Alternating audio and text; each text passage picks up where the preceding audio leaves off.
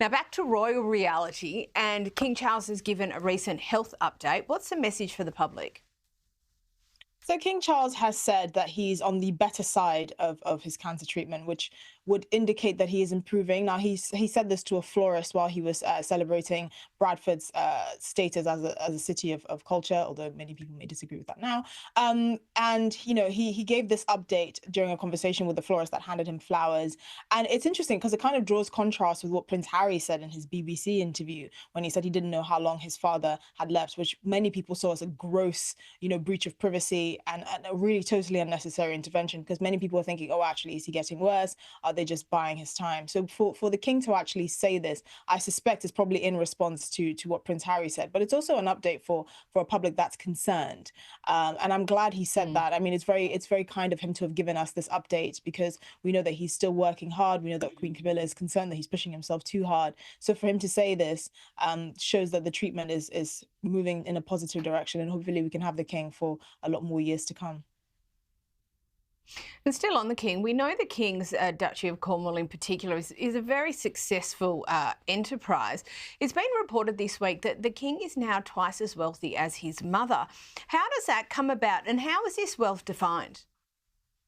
So his wealth is defined by all the assets and properties that are held in his name, as well as inheritance from his mother and other members of the royal family. Now, it's alleged that he's worth actually twice what the late Queen Elizabeth is worth. So he's worth around 600 and apparently 70 million pounds, having added an extra 30 million pounds to his wealth since this list was created. So he's somewhere around sort of I think 258th wealthiest person in Britain. But this is just nominal. He can't actually do very much with it. His role as the king and as the monarch, it kind of subsumes his entire life, much like Prince William. All this wealth is just numbers. At the end of the day, they have a place to stay and they have duties to do. I don't think they use their wealth in the way that we would think most people worth that much money would. He certainly doesn't flash it. He's not, buying luxury cars or anything like that. They actually live quite almost like a sort of fishbowl life, which many people actually may not particularly like. What's the point of having all this money when your duty is to others and to your country first and foremost? So it's kind of a double-edged sword, because on the one hand, yes, he is worth a lot of money, and the royal estate is worth a fortune, which Prince Harry and his wife know, because they've benefited from it. Even despite the Netflix deals and all of that, he inherited a lot of money from Princess Diana and the Queen Mother. But on the other hand, when you are in this royal fold, when you are a working royal and you're basically a professional ambassador, you don't actually get to enjoy it that much. And so we have to remember that it's not as glamorous as it seems. Absolutely.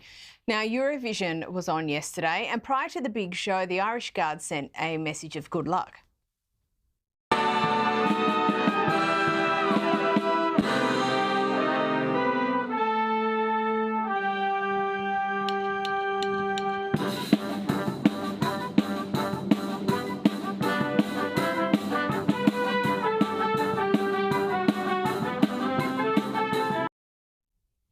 Esther, how important is it in modern Britain, essentially, that the British royals embed themselves more broadly in the culture? Oh, it's absolutely essential. I mean, that's probably what has led to the success of the royal family. The greater success than sort of in mainland Europe, where you have other royals that are really quite minor players in public life. If only we had the Irish Guard as our representatives in Eurovision this year, because the actual group that represented us, Remember Monday, I don't think are going to do very well. I mean, we're looking at 0 points. So the UK is really struggling with our Eurovision entries for some reason. People are saying it's the Brexit effect. We are well past Brexit. It's time for some good talent. But the Irish Guards, of course, pay tribute to them, and they wish them all the best, as they should. And I'm hoping in future years we can put up better acts, or even the Irish Guards themselves, because this is getting ridiculous. We should send the Irish Guards. I think they'd be fabulous. On to the Prince and Princess of Wales. They really seem to be back in the swing of their external-facing engagements. And it seems that they're increasingly cementing their seniority. What's the latest? So Prince William has now been made Master of the Order of the Bath, which is a 300-year order, which basically celebrates, civil servants and military officials that have, shown excellent service and work in their own field. And this is actually the first time that the king is presenting this as the sovereign of this order. So it's quite, it's one of those historic traditions in Britain that actually means a lot. But it's clearly showing that he's sort of moving up and really gearing up to basically take over the reins from his father, because his father was the master of this order back in 2022 before the passing of his mother. And so it's another title and notch on his belt, and he basically is representing more and more of what his father was before he took over as king.